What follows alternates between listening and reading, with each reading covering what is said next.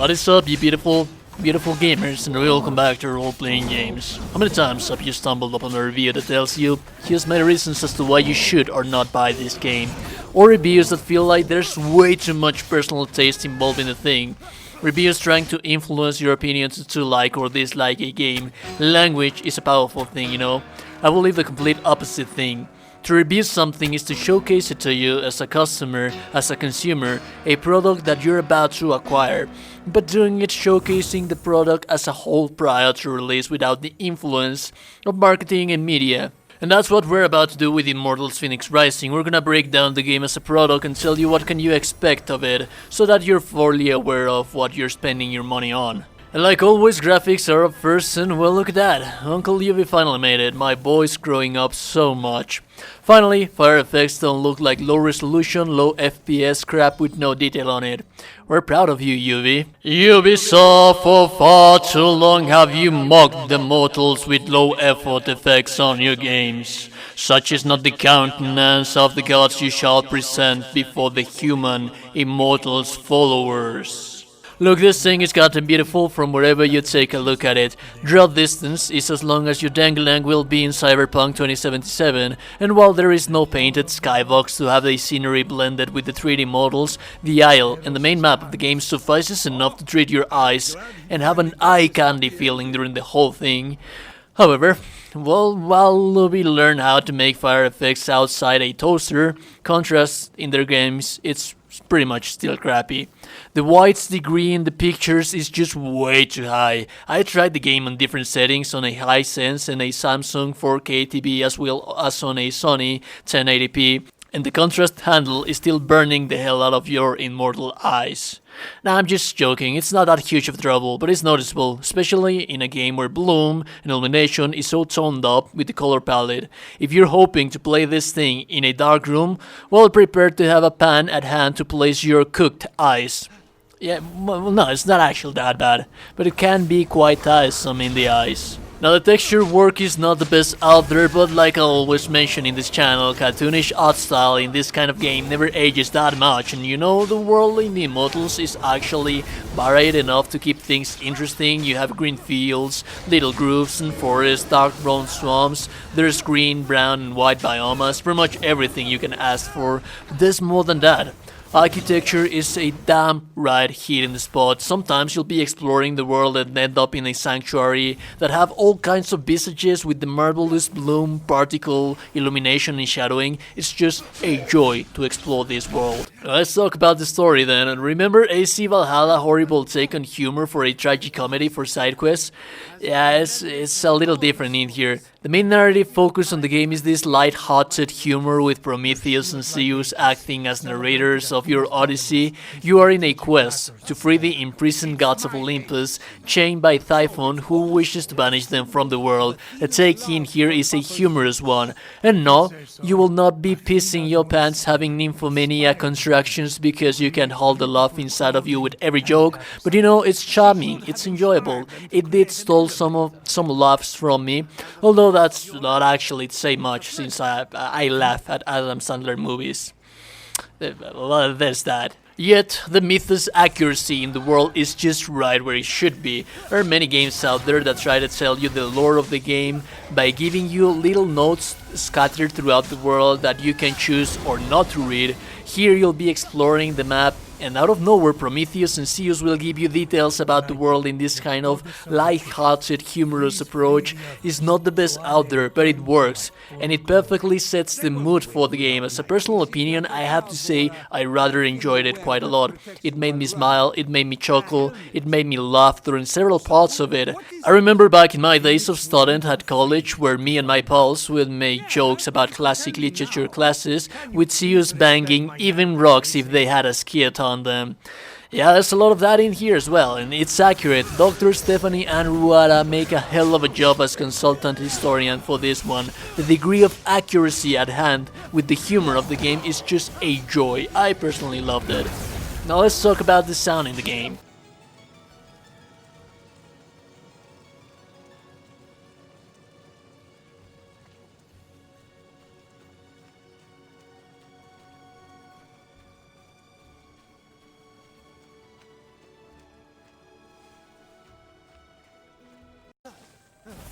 Finally, after much climbing, Phoenix reached Hephaestus' hammer.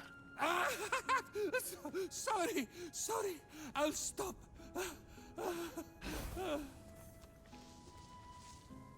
Have you ever played Banjo-Kazooie, Star Fox Adventures, Cameo, Sphinx, and The Curse of the Mummy? If any of those titles rings a bell, that's how this one personally makes me feel. There is nothing that will blow your mind in the soundtrack, and maybe it feels a little cliche or generic, but this, mixed with the art style, the tone of the game, the exploration level, it fits somehow. Talking about personal stuff, playing Immortals Fenyx Rising makes me feel like those golden days of yore, where I would get up early to play Star Fox Adventures in the GameCube before going to school.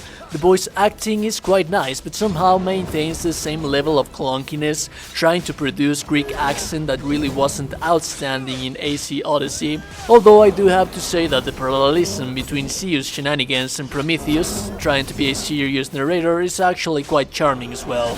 Now this thing seems to be quite a recurring thing like it happens with AC games.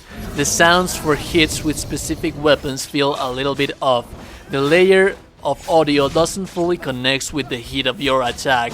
And there are some audio assets that also sound weird, like when you hit someone with an arrow instead of matching what you're supposed to be hitting, sounds like a rubber bullet sponging on a wall. As ambience effects, they're just soothed, delicate, soft, and mystic. Do yourself a favor when you play this thing. Change the soundtrack in the options menu to pop up as much as possible, and you'll get this classic old school adventure game feeling that will keep you immersed in this beautiful crafted world. Let's talk about the gameplay now and some of the mechanics of the game. The combat system, it's really nothing special. It's like they said on interviews, Alexios or Cassandra going on steroids. Some of the skills like the guided arrow are still there, although rather than stealth you'll use this to solve puzzles. Now, sometimes attack animations on enemies will hit you even when the hitbox of the attack is not connecting when you're standing behind an enemy.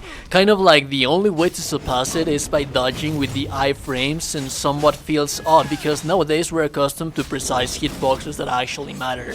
There is a ground combo fighting as well as airborne stuff. This thing that you find in Immortals is pretty much a hack and slash, somewhat responsive with some stumbles around here and there. There is a wide variety of enemies, although the core of everything heavily relies on Gorgons and Cyclops and the usual humanoid soldiers. You can pretty much smash your way to victory while you use the iframes of the special skills. There are some main boss fights and world bosses as well, with the main being more compelling and rewardable to beat, and the later ones have the same attack animations and patterns during the whole fight. And with the with the iframes of the skills, you can pretty much cheese them really easily. As a character progression and the RPG elements, they're simplistic, all of them, but they function. And the materials in the world, you can loot chests and collect herbs to enhance your potions, weapons, and armors. The potions come in 4 different styles: health, stamina, attack, and defense boost. This also has a branch to upgrade them to have different effectiveness and special effects. The skill progression is rather simple, and rather than unlocking special map skills, you enhance the ones you already have, like add an extra button for the light or heavy combo, or add an extra special attack after a dodge. In the main hub of game, you can upgrade your gear, skills, potions, change your appearances, take side activities, enhance your health and stamina, stuff like that. I wouldn't say there's much in here to make character builds, and that might actually divide some opinions because it makes exploration less rewardable, since it gives you a little bit less adaptability to make your character your own way, which leads to exploration.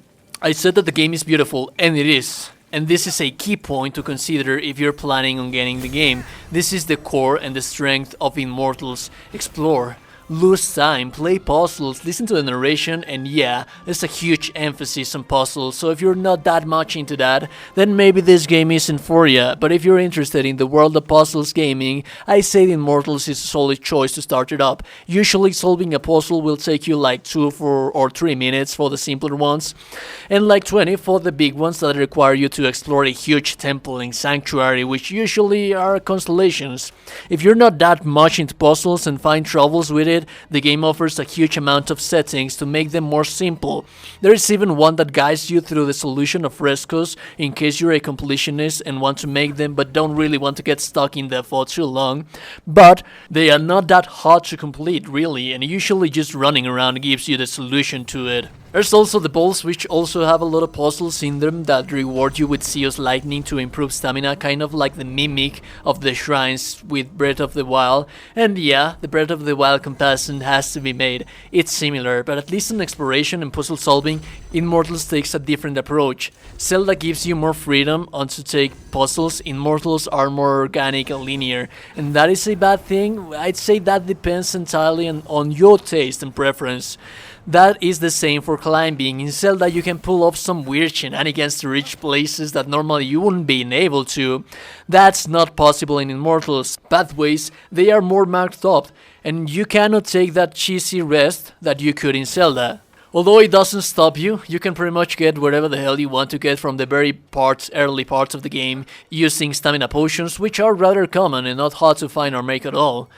That all summed up kinda can be a negative point for Immortals. There is no incentive in completing puzzles, since you really cannot have a huge sense of meaningful progression on your character, whether it is on making compelling character builds with resources or being able to reach places you weren't able to loot before. And as of loot, oh, beautiful loot like always, the approach is well quite interesting.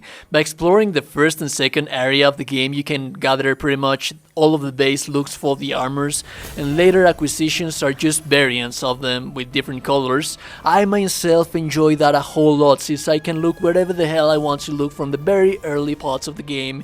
And because, you know, fashion above everything else, that's just my way of life. Now, loot actually has some special skills like doing more sword damage or stun damage, but it really doesn't impact the game on a great deal. And since combat isn't really a huge importance of the game, it ends up, you know, lacking meaning. Also, microtransactions. But wait, they're not that bad in this one. Here, items you get from the store don't actually have any kind of special bonuses, and they're just cosmetic stuff. They also announced new expansions and DLC that are coming in the future. I usually despise this kind of shitty practice where they sell the rest of the game later on to you, but I have to say, well, it's really looking not that bad. The next big expansion will be in the main game with more narrative. But interesting ones are the following two expansions. One will allow you to explore Asian mythology in the same fashion of the game, pretty much a whole new game. And the other changes the gameplay completely to be a top-down kinda dungeon crawler. You know, that actually looks kinda nice. And you know, I break the game as best as I can for you so that you can know everything that the game as a product can offer to you, and then add my personal recommendations. To me, this is a buy, but only for specific public. If you want a strong storytelling, this is just not the main thing in here, nor the combat. The main thing in this game is to explore, lose yourself in the world and enjoy it, lose time, and I haven't seen this done well in so much time. I didn't know I was craving so much for a game like this. It really feels like the old school adventure platforming games meet the modern gaming. Immortals for me has been one of the most pleasant surprises of the year. It's not perfect, but I just adore exploration games, and this one makes it right. With that being said, that was all from me, guys. Do let me know in the comments below what you think about the game so far. With that being said, I'll see you beautiful, beautiful gamers in the next one. Stay safe, stay beautiful. I'll see you later.